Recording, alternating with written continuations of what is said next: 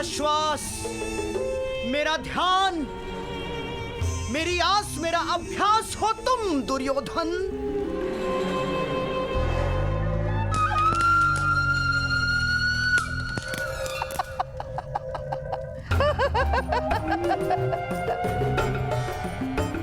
प्रमाण कोटि का प्रवास सफल हो, ये आवश्यक है पुत्र। अवश्य होगा मामाश्री, अवश्य होगा। कल प्रमाण कोटि में सभी पांडवों का वध कर दूंगा मैं। कभी नहीं मेरे होने वाले सम्राट, कभी नहीं। कभी एक साथ प्रहार नहीं किया जाता और योजना प्रकट हो जाने का भय बढ़ जाता है।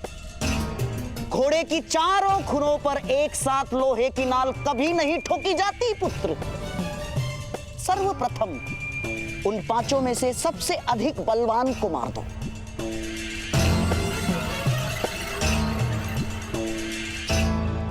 भीम, भीम ही सबसे बलवान है।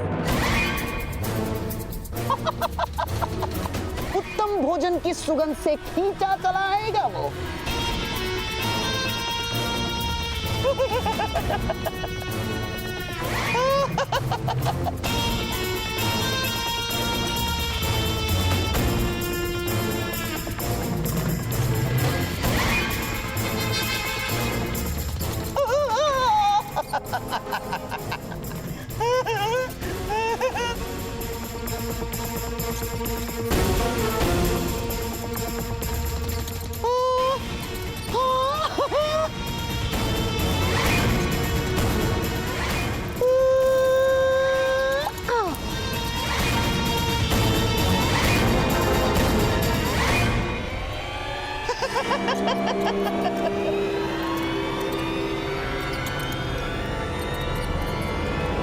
फिर उसके भोजन में ये मिलाकर उसकी हत्या कर देंगे हम।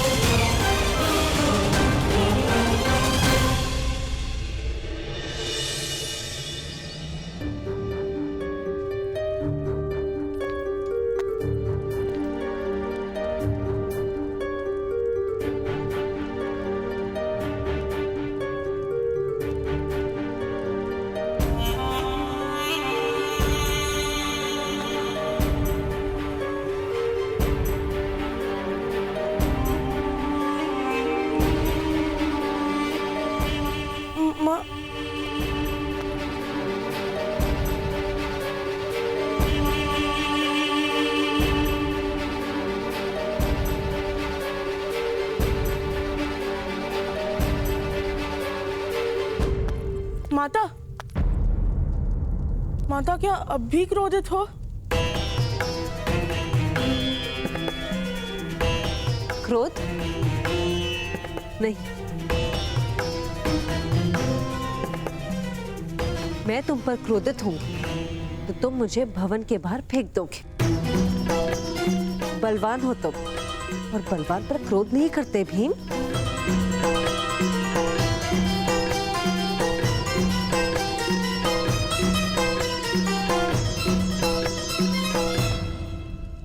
माता, ऐसा मत कहो माता। किंतु माता, अपमान करना उन्होंने आरंभ किया था। अवश्य उन्होंने किया होगा, किंतु क्या प्रत्येक आह्वान का उत्तर देना आवश्यक है? किंतु माता, अगर कोई हमारे पिताश्री का अपमान करेगा तो हम किस प्रकार शांत रहेंगे?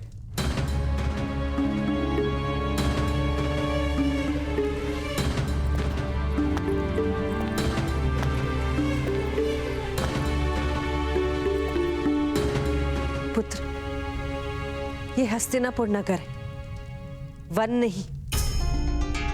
वन में भूख का साम्राज्य होता है, नगरों में स्वार्थ का साम्राज्य होता है। पशुओं की भूख संतुष्ट हो जाती, स्वार्थ कभी संतुष्ट नहीं होता। इसलिए प्रत्येक पद पर राजनीति का सामना होगा यहाँ पुत्र। यहाँ राजनीति करने नहीं आए ना माता, घर मानकर वास करने आए हैं।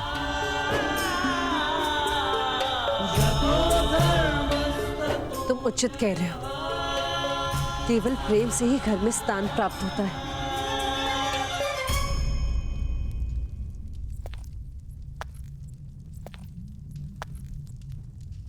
पुत्र भीम, मेरा क्रोध चिंता के कारण जन्मा है। यदि तुम में से किसी को कुछ भी हो गया तो मेरा जीवन व्यर्थ हो जाएगा, परलोक नर्क बन जाएगा।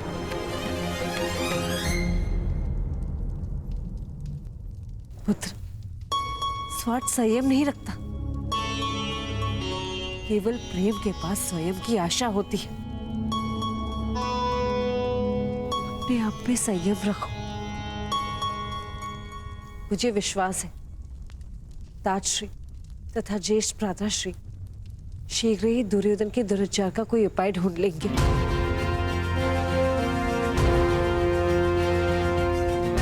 आज ब्रह्मांड कुटी जाने का आयोजन भी इसलिए किया होगा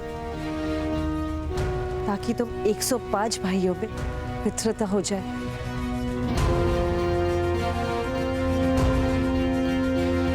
हाँ माता, हम भी उनके हृदय में पूर्ण विश्वास उत्पन्न करने का पूर्ण प्रयास करेंगे। आज्ञा दीजिए।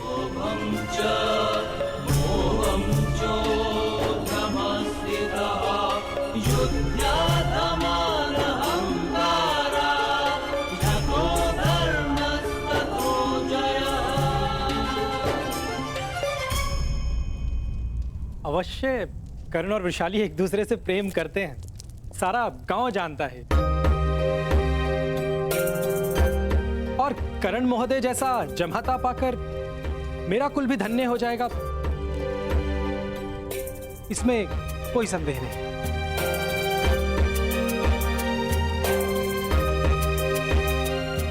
किंतु क्या चल रहा है माता? विवाह निश्चित किया है तुम्हारे ज्येष्ठ भ्राता का।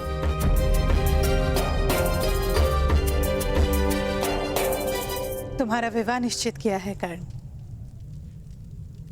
वृषाली के साथ।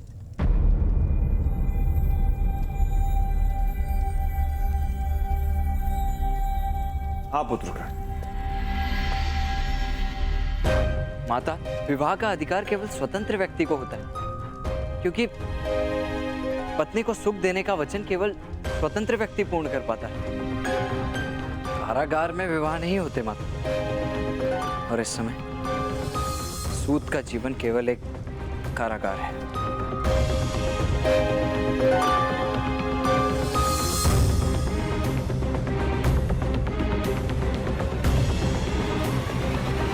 नहीं कर, एक पत्नी के लिए पति का साथ ही सबसे बड़ा सुख है।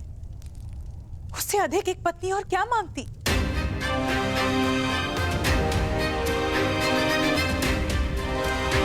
मुझे विश्वास है कर, अपनी पत्नी को दांव पर लगा के तुम जीवन का द्यूत नहीं खेलोगे। नहीं कर।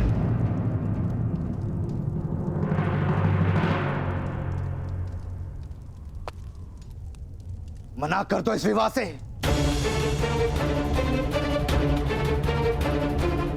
अपने पिता की हट पर अपने सपनों का बलिदान नहीं दे सकते तुम।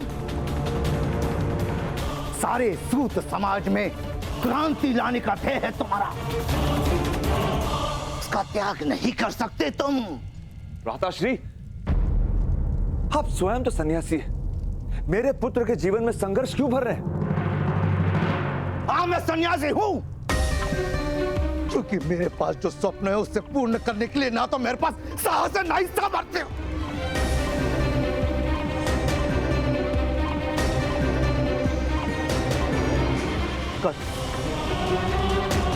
मत करो ये विवाह। बसंत पंचमी के दिन जिस प्रतिशोध की योजना बनाई है उसका विस्मरण मत करो।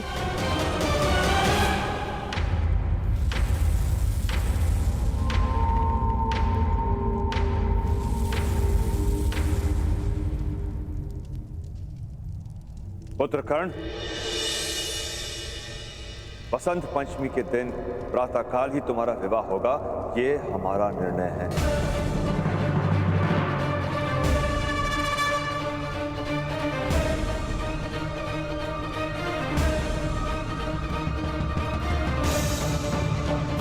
और उसके पश्चात यदि अपनी पत्नी के भाग्य में दुख लिखकर अपनी योजना पूर्ण करना चाहोगे, हम आड़े नहीं आएंगे, किंतु विवाह होकर ही रहेगा।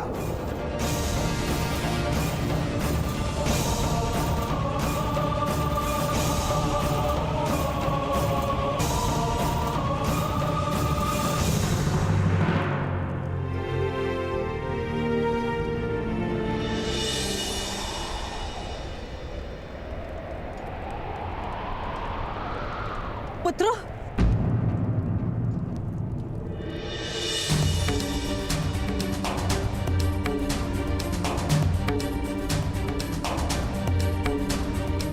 अरमान कोठी में कोई संघर्ष का कारण मत देना। अपने भाइयों पर विश्वास रखना।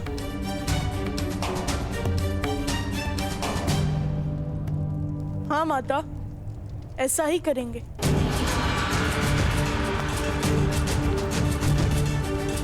किंतु तुम 5 निरंतर एक दूसरे के साथ रहना। तुम 5 पांडव एक दूसरे की सुरक्षा हो। जासवंती के फूल श्री गणेश की आकृति तब दिखती है जब 5 पंखुड़ियां सुरक्षित हो। एक क्षण के लिए भी एक दूसरे से अंतर मत रखना।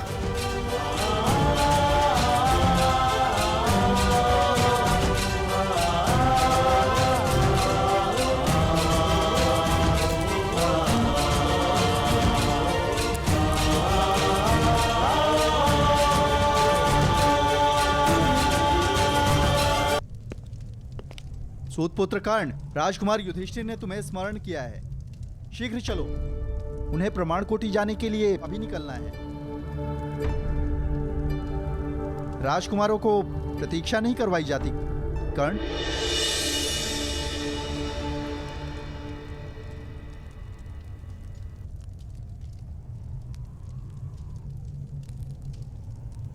यदि मुझे और वृषाली को फूलों की माला के स्थान पर बेड़ियों से बांधने का निर्णय आप लोगों ने कर ही लिया है, तो मैं मान्य करता हूं।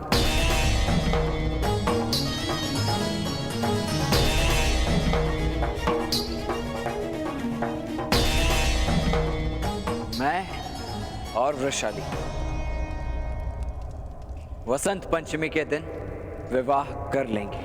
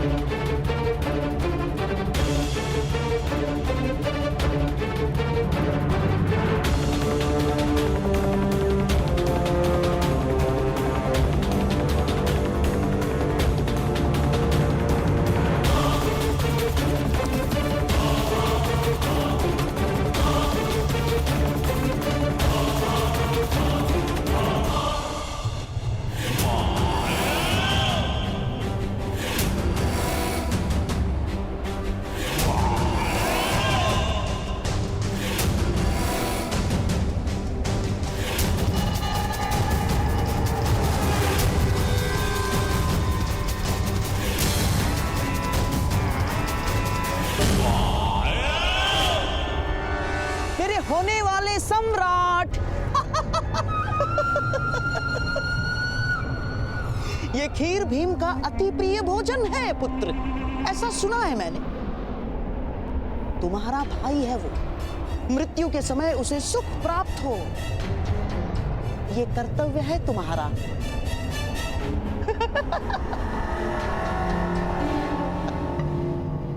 विष की केवल एक बूंद पर्याप्त होगी पुत्र। अब बस उस भीम को इस खीर तक पहुंचाना होगा मामाश्री। इन भाइयों को अलग करना ही होगा, वो लोग यहाँ पहुंचते ही होंगे।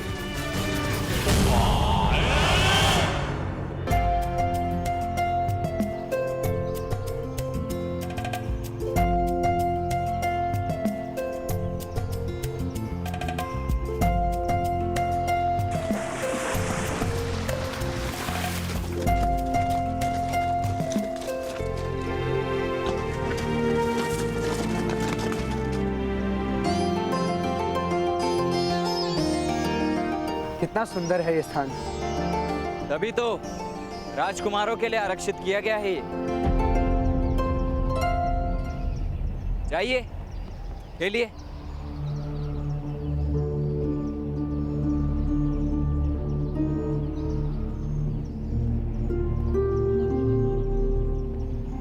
कर्ण महोदय,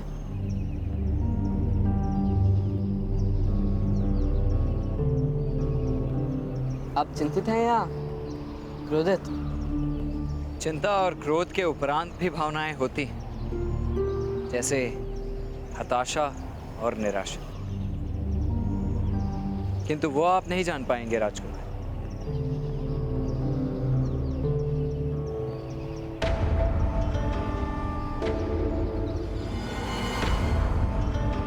नकुल, सहदेव, तुम दोनों क्रीड़ा करने नहीं जाओगे?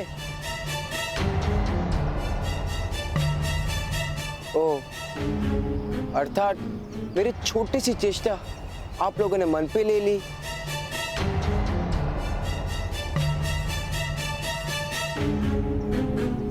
सहदेव, नकुल, मैं तुम्हारा ज्येष्ठ भ्राता हूँ। यदि फिर भी चाहते हो तो मैं तुम सबसे क्षमा मांग सकता हूँ। नहीं नहीं, क्षमा का कोई कारण नहीं दुर्योधन। नकुल, सहदेव, जाओ क्रीड़ा में भाग।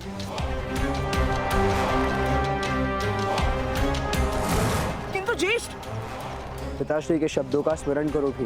क्षमा ही संबंधों का प्रथम आधार।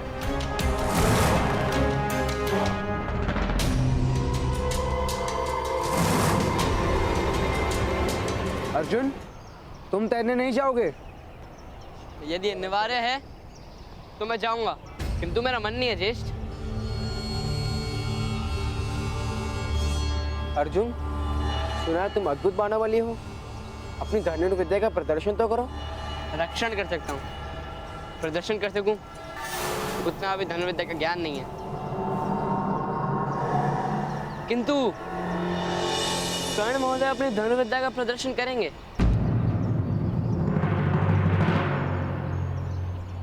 किंतु ये तो सूत पुत्र है। तो क्या सूत पुत्र में सामर्थ्य नहीं होता? घोड़े भी बलवान होते हैं अर्जुन, किंतु रथ खींच सकते हैं, आखेट नहीं कर सकते। किंतु हम तो मनुष्य की बात कर रहे हैं ना भ्राताश्री।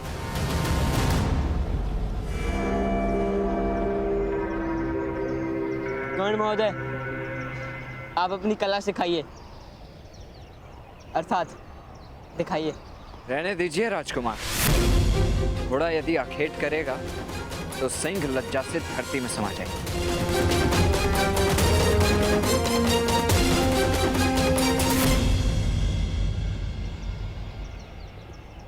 भ्राताश्री, अगर अनुमति हो तो मैं कर्ण महोदय के साथ इस विस्तार का अभ्यास करने जाऊं?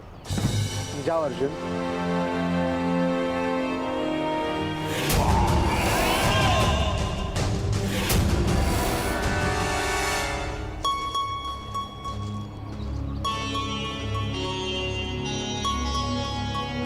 कर्ण महोदय,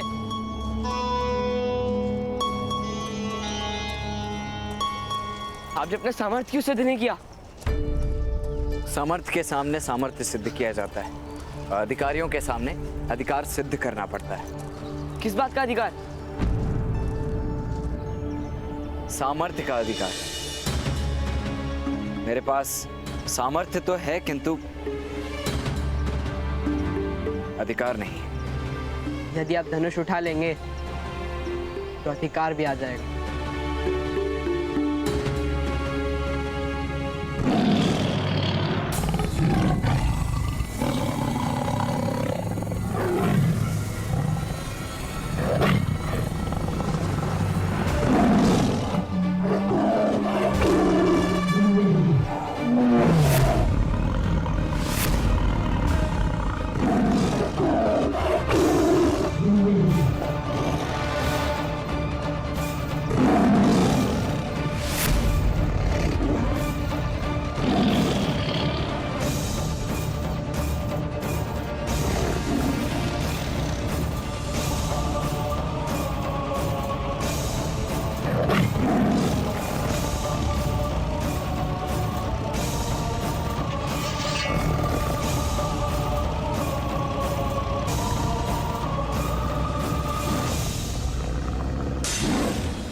कर्ण महोदय, यही अवसर है सामर्थ्य और अधिकार दोनों सिद्ध करने का।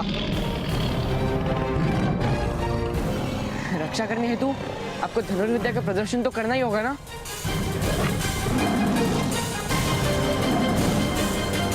उठाइए धनुष, चलाइए तीर, उठाइए धनुष कर्ण महोदय।